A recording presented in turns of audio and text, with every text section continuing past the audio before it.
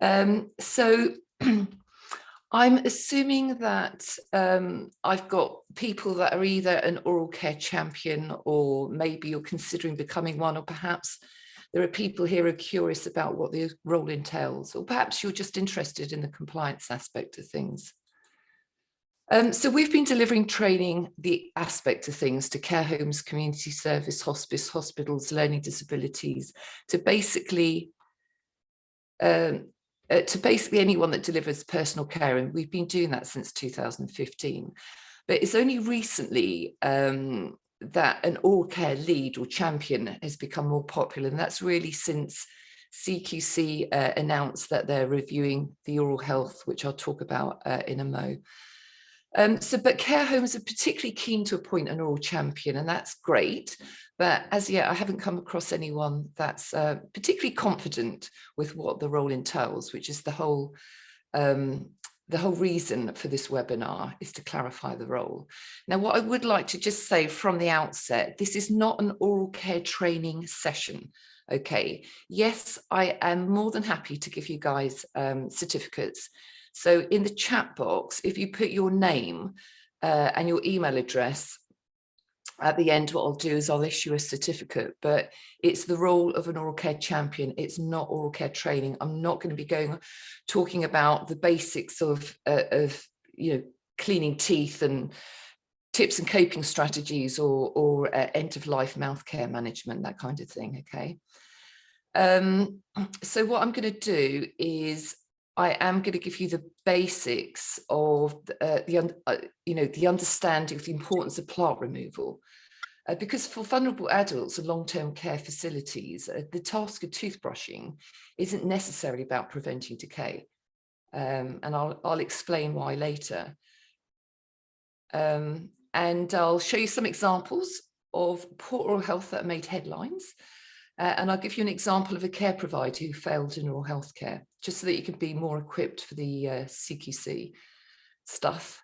And I'll obviously talk about the role of an oral champion, the quality standards, and I'll give you some best practice advice with regards to popular questions that we got asked.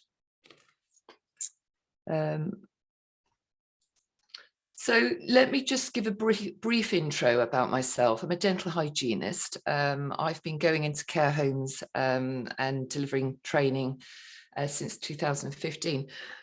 Excuse me, and that all came about when I was involved in a project. And what I did was I interviewed care staff to find out how they felt about brushing people's teeth, which, surprise, surprise, isn't everyone's cup of tea.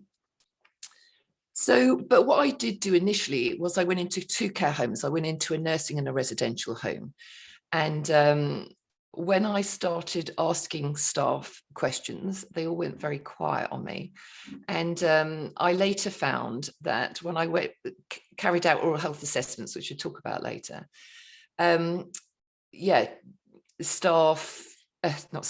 residents, lots of broken teeth, decay, dentures that have been in the mouth for not even months, but years.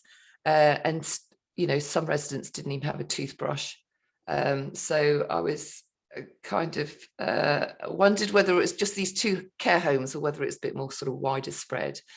And the owner of the homes was a long-standing patient of mine, and very proud. She was very proud of her homes and quite surprised at the lack of mouth care. So that's how it all started for me.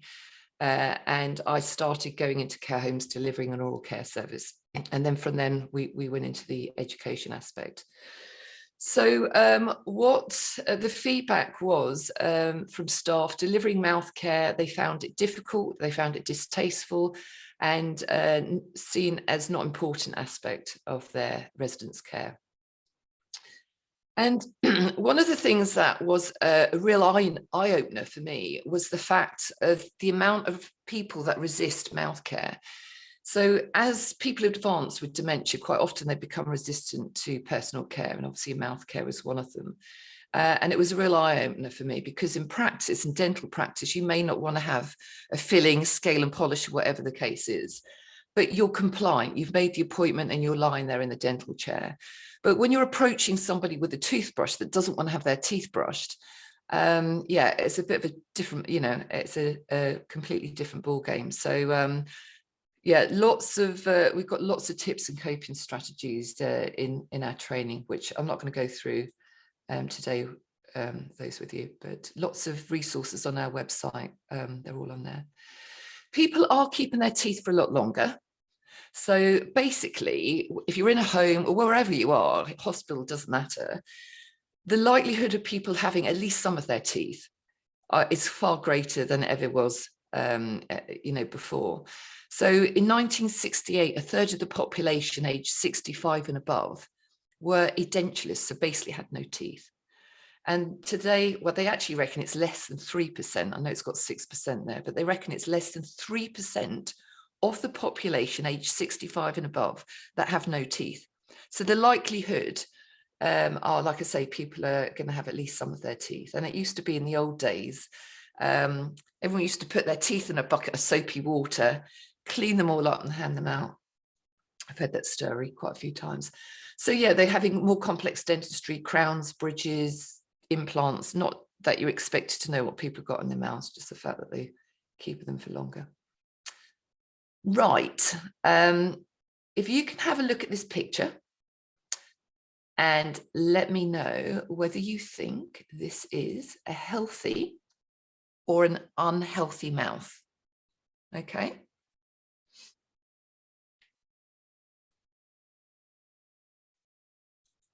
Healthy, unhealthy. So, right, I've got 82% of you say it is an unhealthy mouth, and 18% of you say it's a healthy mouth. So the 18%, I'm going to stop the poll there. So the 18% that said it's a healthy mouth are correct. This is a healthy mouth.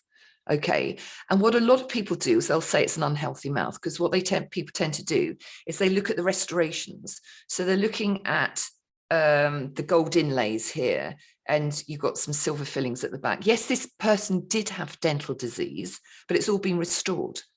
So when you're assisting somebody with toothbrushing, it doesn't matter what they've got in their mouth, dentistry wise.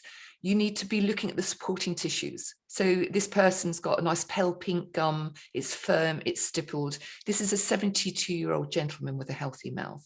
But this person has got galloping gum rot, they've got no restorations, they've got no fillings, yet they've got gum disease. And most people end up losing their teeth through gum disease. And you can visibly see the plaque on the teeth and the gums reacted to it. So if this person was to brush their teeth, yes, they probably feel sore, and they definitely bleed. So healthy gums don't bleed, but that's another topic. So this is a healthy mouth, okay? And this is an unhealthy mouth. So don't worry about, like I say, what they've got in their mouth. Look at the gums, the supporting tissues. So on that note, what is plaque? So we brush our teeth twice a day, or we should be. I hope you've all brushed your teeth this morning. I'm sure you have. So the white sticky stuff is what we're removing. So we're not brushing our teeth twice a day to remove food particularly. We're removing this. So what is it? It's basically, plaque is basically bacteria, and you'll start generating plaque literally hours after brushing your teeth. So you've brushed your teeth this morning, and literally 2 to 3 hours after brushing your teeth, you'll start generating plaque. We all do. So you've got the slimy mucousy stuff from your saliva. It lies around the neck of the teeth. It's called the pseudomembrane. You've always got bacteria in your mouth, be it good or bad bacteria, and it sticks to that slough. And that is the matrix of plaque. So if you decided you weren't going to eat, if you weren't going to eat for a whole week, you'd still generate plaque. Okay, whether you eat or not. So if you're assisting somebody who's nil by mouth, who's peg fed, they're still going to generate plaque in their mouth, whether you eat or not. Okay. Right. And what I should say as well is when you eat foods that contain sugar, the consistency becomes thicker and so it matures. Okay, so I really like this slide, and Professor Ian Chappell very kindly allowed me to use this slide. And what I like to use this slide is it's really emphasizing that the mouth is hidden. So if your gums are inflamed, you've got bleeding gums, basically. If your gums are inflamed, if you took the mouth out of the body, which obviously you can't, but if you took the mouth out of the body and placed it on your leg, this is what it would look like. Okay, an ulcer, and obviously depending on how inflamed the mouth is, as to how big the ulcer would be. But what it's really emphasizing here is the fact that you wouldn't ignore an ulcer, but the mouth is just hidden. And they actually say that you can't have a healthy body if you don't have a healthy mouth. So yeah, if your gums are inflamed, you've got these inflammatory markers floating around the body. So yeah, it's make sure you get your mouth nice and clean. Right, so an oral champion is not expected to be an oral health expert, but you should have a basic understanding of what is needed for good, oral health. Now, the aim of plaque removal, particularly for the vulnerable adults, is lowering the bacteria levels in the oral cavity. Okay, it's not preventing decay. A lot of elderly people, when they've gone into long-term care facilities, have gone in with existing problems with decay, broken teeth. You want to lower the bacteria levels in their mouth. And this is not for the younger generation. We're talking about vulnerable adults now, to prevent life-threatening conditions such as aspiration pneumonia. Now, if you think about it, like I say, plaque is bacteria. So if the teeth aren't being brushed, that bacteria, the plaque, is maturing. What's going to happen? It's going to get inhaled. So lots of poorly people in care homes with chest infections and pneumonia. And I've recently just plonked this one on here. This study is really quite interesting. It's over 20 years old, from Japan. And they had dental professionals went into 9 nursing homes on a weekly basis. And they attended, obviously to the residents. And over a period of a year, the cases of people dying from pneumonia dropped dramatically, and people being admitted to hospital with pneumonia dropped dramatically. So they need to do some more of these studies. And as it says here, a title is Oral Care Reduces Pneumonia in Older Patients in Nursing Homes. But I've added this slide because I thought, just really bursting to let you know about this, because it was something that I was really scratching my head about when I was going into care homes. I was thinking to myself, gosh, some of these homes are got nearly 100 residents.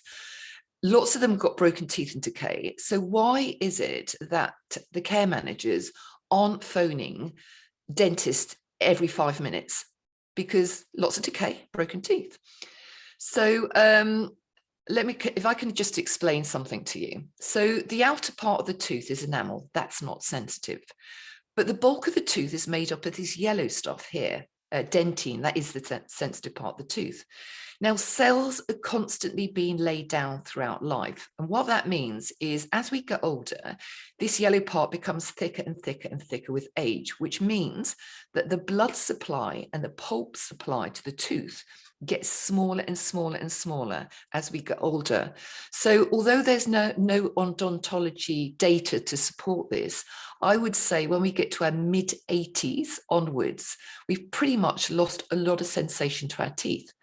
So when I get called out because someone's got oral pain, the first thing that I'll do for an elderly person is I'll look at the soft tissues. I'll get a torch pen and I'll look at the soft tissues, because quite often that person's got oral pain because either a denture's rubbing caused an ulcer, or a broken tooth is rubbing on the soft tissues. And you know yourself how painful ulcers can be. And it's enough to put people off, stop people from eating. Poor oral health making headlines.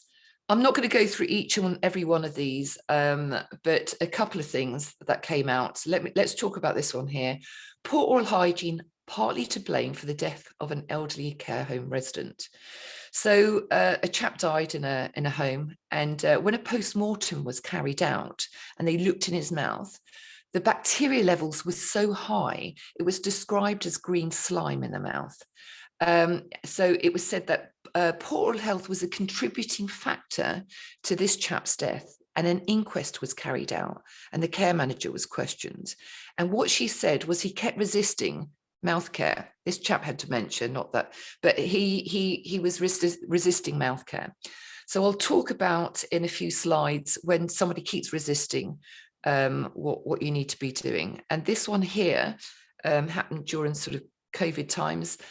So a lady with advanced dementia had communication difficulties, and the daughter, when she went to see her mother in a care home, said to the staff, "I think mum's got oral pain." Whilst the top denture, the staff said, "No, your mum's mouth looks fine to us."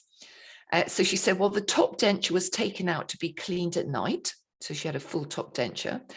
The carers had not noticed that she had a partial plate basically on the bottom that had never been removed to be cleaned. So she had a partial denture on the bottom.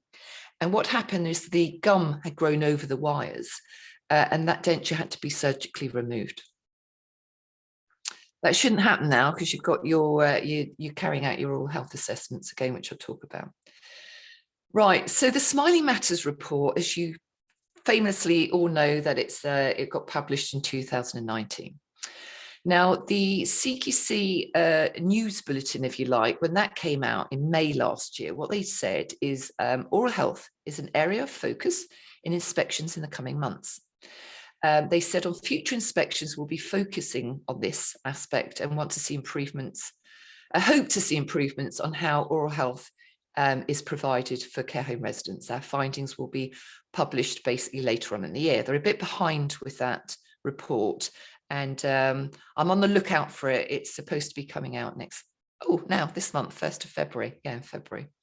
So if you subscribe to our newsletters, etc., you'll know about that. I'll send that out to you.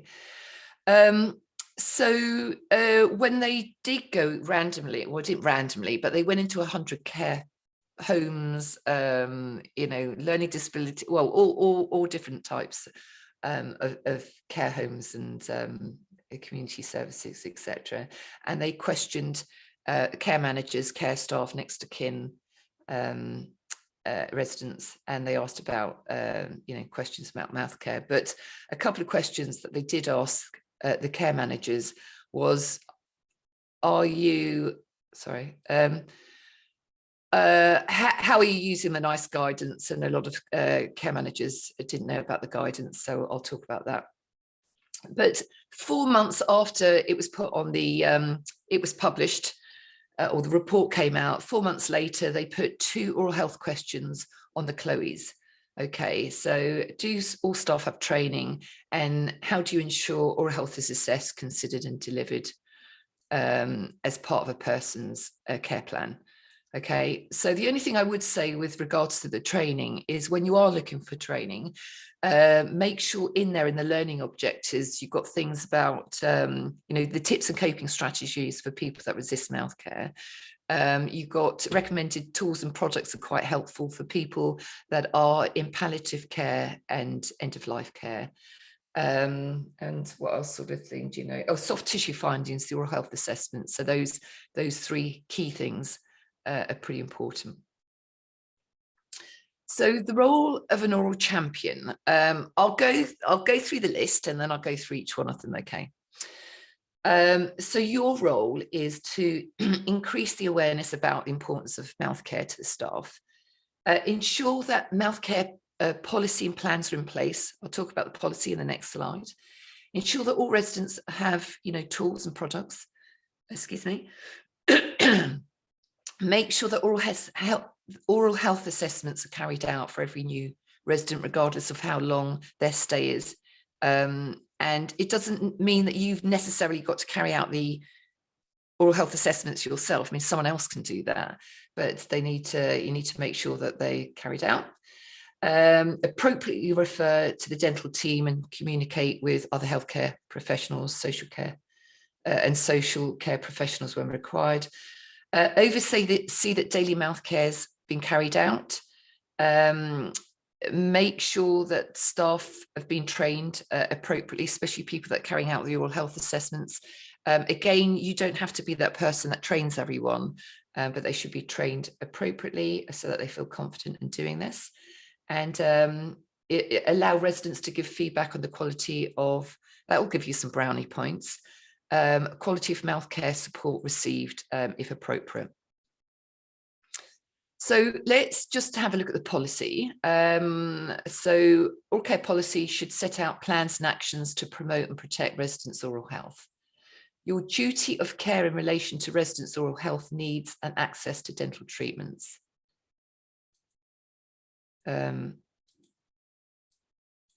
So in the oral health assessment, and we've got a template on our website which you can download and use, but you need to have on your policy, do you provide products and tools for the next of kin? Or, do they provide this? Do you have access, do the residents have access to dental care? And this will include signposting to local dentists. Ideally, every person should be registered with a general local dentist. But yeah, it's easier said than done, and definitely understand that it can be really difficult with some dentists not taking on new patients or offering a domiciliary or out of hours service. So what I would say about that, if you're having real difficulties with having putting on your policy a local dentist, find out where your community dental service team is, okay, and put that on there. On our website, if you look at, there's a tab, searching for an NHS dentist. There's an engine site on there. If you put your postcode, it'll come up with all the NHS dentists in your area. So I encourage you to have a look at that. What is your policy if somebody refuses mouth care? So if you've got someone that's refusing mouth care, so what you've done is you've had your training, you've got your tips and coping strategies, you've gone back to that resident, they're still refusing. Obviously make your notes, document it, ensure that the next of kin know that they're refusing mouth care. Now, if they continue refusing, the next step is to escalate it to a healthcare professional, and it doesn't matter who that person is. So it can be a dentist, doctor, speech and language therapist, any healthcare professional, nurse, health visitor, it doesn't matter who that person is. But as long as you're being seen to be highlighting it and escalating it to someone else, it doesn't mean that we've got magic fingers. So if I go into a care home because someone's resisting mouth care, it doesn't mean that I've got a magic wand and they're miraculously going to start brushing their teeth. But what you've done is you've been seen to escalate it. Okay, so going back to that, the story that I told you, what that care manager should have done was not say, okay, he keeps refusing, so we won't brush his teeth anymore. What she should have done is escalate it to a healthcare professional. Okay, so let's have a look at the quality standards, and I'll go through each one of these, the quality statements. So I'll go through the oral health assessments, recording mouth care needs in care plans, and supporting daily mouth care. All pretty straightforward. So oral health assessments. Ensure that the mouth care needs of adults are assessed on admission to a care home. Staff who complete the oral health assessment should have the necessary confidence, skills, and knowledge. They should be trained to understand mouth care needs and aware of signs of dental ill health, for example, dry mouth, gum disease. So there's a number of well, let's have a look at the templates. Something I get asked about quite a bit is how often should an oral health assessment be reviewed? Actually, it's up to you, but it's suggested between every 6 to 12 months. So we've got, this one's from the NICE website. This is ours in the middle, and this is Mouth Care Matters. So they're all pretty straightforward. Ours is just a yes or no tick box. It's there's another side to this, but let's just have a look at the NICE. So you've got, and you can make your own up, to be honest. So you've got 0 healthy, 1 changes, and 2 unhealthy. And you're grading basically the lips, oral cleanliness, saliva, tongue. Are they in dental pain? They got natural teeth? Do they wear dentures? What do their gums and tissues look like? It's all pretty basic, straightforward stuff. And what we get asked quite a bit is, can we have a hygienist or dentist come in and carry out an oral health assessments? That's really for you to do. So when you have a new resident, you're supposed to do it within 48 hours, but within the first week is absolutely fine. Most importantly, this is our one, but most importantly, you need to find out whether they can brush their own teeth, whether they require prompting, or whether they require assistance with toothbrushing. Okay. So the oral health assessments are fairly straightforward. Again, if you want an oral health assessment, you can download one on our website and edit it accordingly. So the second one now is recording mouth care needs and care plans. And that really is whatever that resident was using at home, they continue using in your place. So the assessment leads to an individual care plan designed to support good oral hygiene and refer to the dental team if necessary. So nice put down. Ensure care staff provide residents with daily support to meet their mouth care needs and preferences as set out in their personal care plan after their assessment. Now, how the resident usually manages their daily oral care. So, and like I say, check whether they need support. What is their choice of cleaning products and tools? So it may be that they use, they like to use charcoal toothpaste or Sterident. It's not something that we advocate, but whatever they were using, they continue using. We'll talk about that in a minute, actually. If they got dentures, they must be stored in a pot dry. Again, I'll talk about that. There's a bit of confusion there. And ensure care staff know how to respond if someone does not want to have their teeth brushed or dentures removed. So let's have a look at cleaning dentures. The technicians that make the dentures, they're basically either made of acrylic, plastic, or chrome, the metal. Just using mild soap and a toothbrush is perfectly fine. So plaque will stick to any hard surface. So it will stick to the teeth, but not only that, it will stick to dentures. So if somebody hasn't got any teeth, but they wear dentures, plaque will still stick to the dentures. So if you just took the dentures out and plonk them in Sterident, yes, it will make the bacteria less virulent, less, because it's got an antibacterial ingredient, but it won't physically remove the plaque. So you need to physically remove the plaque with a toothbrush, something physical, okay, or a denture cleaning brush. So mild soap and water is absolutely fine. Just make sure that you rinse it really well, or denture cleaning cream. I get asked quite a bit about why not can we use toothpaste. The only thing with toothpaste is it does tend to scratch the surface, which is why we don't recommend using toothpaste. If you are using things like Sterident, and they are very good at cleaning dentures. They've got something called persulfate in them, which is very good at cleaning dentures, but they are a health hazard. Now, if you look on the directions of them, it says soaking the dentures for 20 minutes. There's nothing on there about soaking the dentures overnight. And in actual fact, what happens is if you keep soaking the dentures in things like Sterident, it makes the denture porous. And so it eventually becomes brittle and it's more likely to fracture and break. Okay. Now, you possibly all know about this story. Sadly, there was a chap, an elderly resident with dementia, went into someone else's room and mistook a Sterident for a mint. And he was found in the corridor foaming at the mouth. And there was a carer with all good intentions, gave that chap some water, which exacerbated the situation, and unfortunately there was a fatality. Now all the inspectors were told about this, and what they want to do, if you are using things like denture cleaning tablet solutions, they need to be locked away and not stored in that person's room. So with regards to storing dentures in a pot dry. Now, it used to be that the dental profession used to recommend, until recently, we used to recommend storing dentures damp.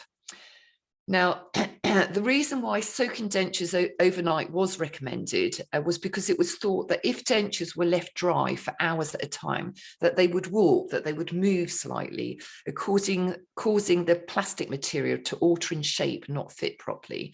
But we now know that if We now know that storing dentures dry does not cause significant movement to the denture. And what we found is that actually, if you leave dentures out dry for a period of 8 hours, it reduces the fungal population on the denture and therefore reduces things like denture stomatitis, which is, inflammation underneath the denture. So, and if you think about it, if you're storing a denture damp and it's not worn for hours on end, it's going to promote the candida colonization. But there is a paper on that, which came out, I think it was August 2020, but it's on our website. Supporting, and the third quality statement is supporting daily mouth care. And that really is just literally ticking that teeth have been brushed or not, you can put across. So oral health is important to maintain self-esteem, dignity and quality of life. Adults with poor oral health often have problems with eating, speaking and socializing. Ensure that residents have toothbrushes, toothpaste and any dental products such as fixative, denture pop, etc. Make sure that if people have got electric toothbrushes, that the toothbrushes are charged. So record that mouth care has been carried out or not. So it's fine. You can put a cross. Maybe they're asleep or maybe they just declined. So it's fine to put a cross. It's when you keep putting crosses. So you need to, document if someone keeps refusing mouth care.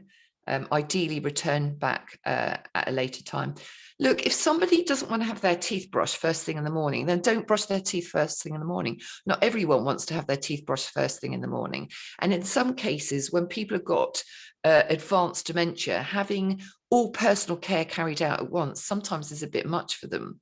So you may want to separate the personal care so that the washing the face and then, maybe the toothbrushing gets carried out in the afternoon, or maybe it's just carried out once a day, but at least it's been attended to. Okay, so it doesn't have to be done in the bathroom either. They can have toothbrushing carried out, watching their favorite TV program or in bed. So like I say, if somebody keeps refusing, escalate it to a healthcare professional. And I know everyone sort of rolls their eyes, oh, not something else to do, but daily mouth care needs to be recorded. So you can either put a chart in their room or, on your electronic device or wherever. Again, we've got lots of resources on our website. Just have a look at the paperwork and resource tab and you'll see you can just download something. Download that. Now, hopefully you'll find this helpful. This is a report from an inadequate service. Now, with regards to oral health, this is what it said on the effective. So the provider's oral health pre-assessment form, so the oral health assessment form consisted of 2 tick boxes, or 2 questions, basically. One asked about whether the person had dentures, and the other question they asked is whether that person had any sores or pains. So there was no information was taken relating to oral health daily routines, products used, or the person's preferences. And they said the lack of proper oral health assessments put people's oral health care needs at risk. Okay, so if you're making up your own oral health assessments, you need to, it can't just be too basic. So I'm just going to now talk about things that we get asked a lot of questions about. And one of the things is the sponge swabs we get asked quite a bit about. Now, most of you are probably aware that there's a ban in Wales. They're on a medical device alert in England, and that means that they can be used with caution. Okay, now they've been on a medical device alert since 2012. And I know that some local authorities have actually banned all sponge swabs, and there are some hospitals and homes and hospice that still use them. Like I say, you can still use them with caution. Now, in Wales, there was an incident where the sponge head became detached and it got dislodged in a patient's throat, and there was a fatality. And in an 18-month period, there were over 800 incidences where either the sponge head became loose or it became detached, and therefore they banned them. They're on, in England, there's a petition going about to try and ban them, but they're not banned here at the moment. So what I would say, I mean, we do not advocate the use of sponge swabs, but I do know that there are places that still use them. The only thing I would say to you guys, if you are still using them, is yes, there is a difference between the sponges. The pink sponges are glued onto the stick. The green sponges are heat bonded onto the stick, meaning that in theory, the green are more secure than the pink. Okay, so that's the only thing that I would say to that. And lastly is the oral care training aspect. So it is recommended by CQC. It is not mandatory, but they recommend it to be mandatory. And it will be a question that you'll get asked on inspections is, do have staff had training in oral health care? So like I've said to you, just look at the learning objectives. For us, we've now coming up with for an affordable way for care homes to have staff have ongoing training. I mean, we've got our e-learning, we do face-to-face, but that tends to get quite expensive. So we've got a multiple multiple staff plan where we hold live webinars. Every week we hold live webinars for care staff, and any care staff can log on. We give you a code so we know what care home that person's from. And when they finish it's 2 hours, I'm afraid. Once they finish that training, the certificate is issued and sent to the care home. But anyway, I can give you details about that. That's going to come out next month. So let's just go through, let's just brief through this. Role of an oral champion is to increase awareness about the importance of mouth care among staff, ensure that you've got policy and plans are in place, ensure that residents have got all their tools, toothbrush, toothpaste, make sure that oral health assessments are carried out for each resident, ensure that staff, so that toothbrushing has been documented, ticks that toothbrushing has been carried out or not, like I say, you can put across there, and ensure that staff have been trained appropriately. If you look on our website, if you want to find out whether you're compliant in oral health, and this is, just something complimentary that we do, is fill out that form, and we'll let you know whether you're compliant, and give you some tips and get you on the right track with regards to that. Anyone that goes onto our ongoing training plan, we basically do the compliance aspect and put a logo and make sure that you're all set to go, basically, with regards to that. So that is us. Like I say, we do all sorts of things, but have a look at our website. If you want a certificate for this webinar session that I've just given, just saying, well, gosh, I've got a minute to spare for you guys. I've got to dash off. Well, I'll issue a certificate, but no one's put anything in the chat at the moment. So whoever wants me to, if you want me to send you a certificate, please put your name and your email address and I'll send that off to you. No problems. Has anyone got any questions? You can, I tell you what, actually unmute yourself. It's easier if you've got any questions. Oh, Emily, I can find out. Don't worry, Emily, you can find your email address. Some email addresses. I hopefully found that helpful.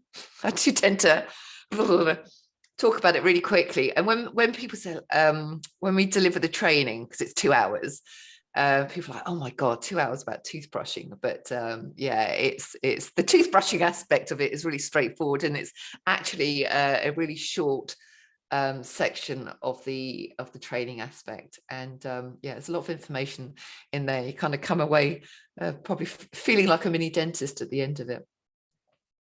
What I would like to say is, I know that I get quite a few speech and language therapists, which is great. Healthcare professionals, we run it's every other month on a Wednesday, 7 till 9. We deliver oral care training. It's £12.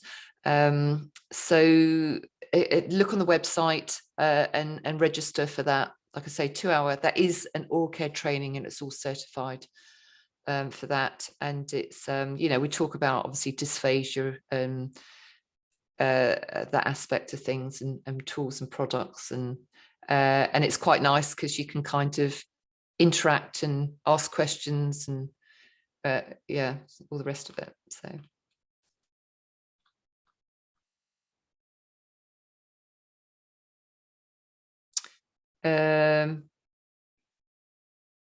oh, that's an interesting one. Is compliance in oral health mandatory in forensic inpatient settings? So you've got so when the NG48 came out, the NICE guidance, it is oral health in care homes. So it's all care facilities, care providers. With regards to things like the hospitals, I mean, they'll do you've got NHS Mouth Care Matters, and they go through all of this basically. It's all pretty straightforward stuff. It's kind of all the same. I don't know whether it's the NG48. I'm guessing it possibly is.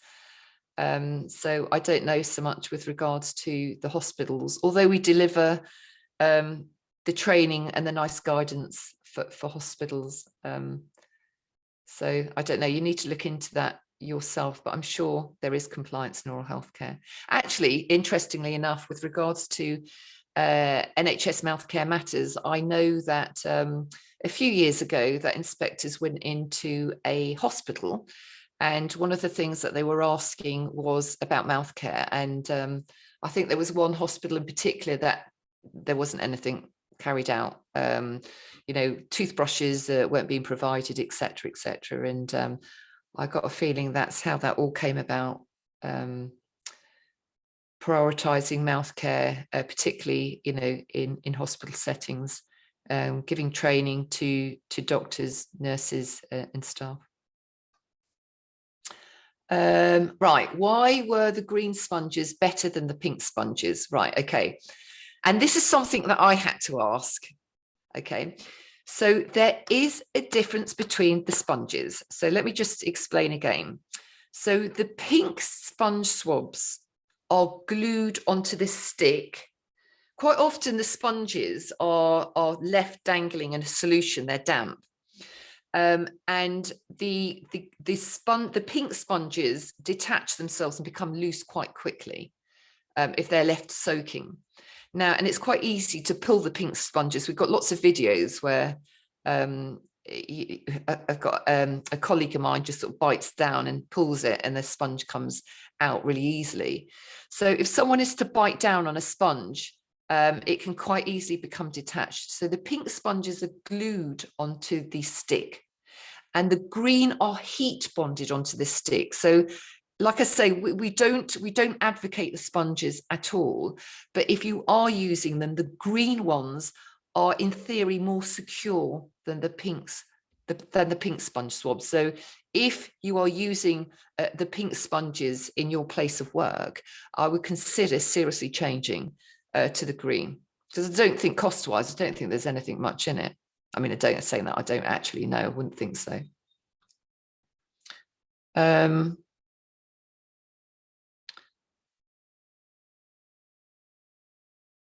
That is great to improve. Oh, Andy. Oh, you work in an NHS hospital trying to establish Mouth Care Matters group. Okay.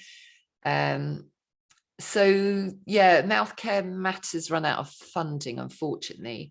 and really, really, really would be lovely if they could get some funding and roll that out again. And I know that some local authorities have taken on the package and incorporate that in their care homes. Well done, Andy. So Andy, for anyone, you know, if you have got any questions regarding oral health care, please get in touch with us. So you've got the email address there. I mean, you can phone us, it's fine. Ask any questions relating to oral health care. Okay, so, and it doesn't, you know, it may be a colleague of yours got a question. It doesn't matter whether you've had training with us at all. And that's basically what we're here for. So Andy, got any questions regarding anything, you know, then please get in touch. And definitely, you know, if I don't know the answer personally, I'll definitely know someone that does.